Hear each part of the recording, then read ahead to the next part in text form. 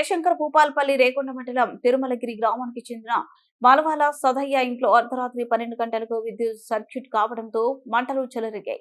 ఈ ఘటనలో బీరువా, కూలర్, టీవీ సామాన్లు మరియు తినుబండారాలు, దుస్తులు, సర్టిఫికెట్లు పూర్తిగా కాలిపోయాయి. అనంతరం అగ్నిమాపక సిబ్బంది వచ్చి మంటలను ఆర్పారు.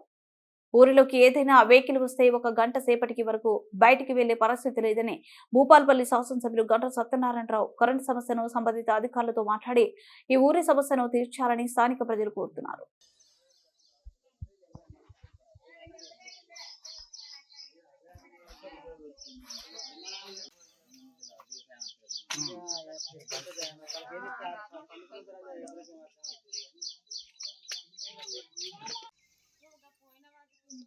నమస్కారం.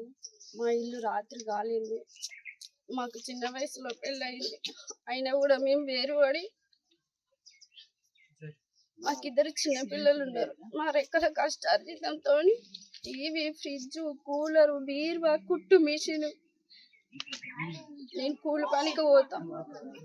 ఆ కూలి పని లేనప్పుడు కుట్టు మిషన్ తోని బతుకుతాం. ఆ కుట్టు మిషన్ కాలింది. Gas, TV, dressing table, mixie, rice cooker ఇవన్నీ మేము మా రెక్కల కష్టార్జితంతో మేము కొనుక్కున్నాం.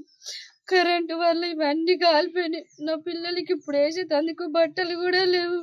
మాకు తినేటందుకు ఇప్పుడు ప్లేట్లు కానీ ఆహార పదార్థాలు కానీ ఏం లేవు. దయచేసి మీ పార్టీ తరఫున మాకేమైనా సాయం చేయగలిగితే చేయండి. మీ అందరికీ నా నమస్కారం. మండలం తిరుమలగిరి గ్రామంలో నిన్న రాత్రి జరిగిన విద్యుత్ సర్క్యూట్ వలన తిరుమలగిరి గ్రామంలోని మల్యాల సదయ్య గారు వాళ్ళ ఇల్లు పూర్తిగా దగ్ధమైపోయిన వరకు చాలా విచారకరం. వాళ్ళు కూలి పని చేసుకుంటూ 6 కాలం కష్టపడి సంపాదించి రూపాయి సంపాదించి పెట్టుకున్న ఎలక్ట్రానిక్ వస్తువులు కానీ, కూడబెట్టుకున్న బీరోలో కూడబెట్టిన డబ్బులు కానీ, వాళ్ళ ఇంటి బంగారం కానీ ఇవన్నీ పూర్తిగా దగ్ధం కావడం చాలా విచారకరం. ఈ ఘటనకు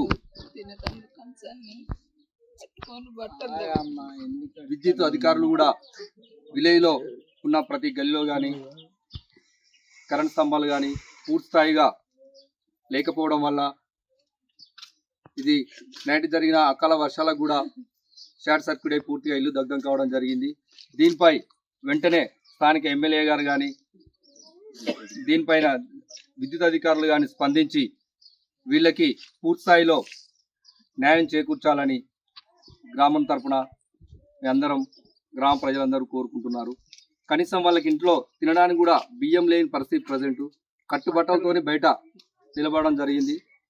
దీనిని తక్షణమే స్పందించి వాళ్ళకు తక్షణ సాయంగా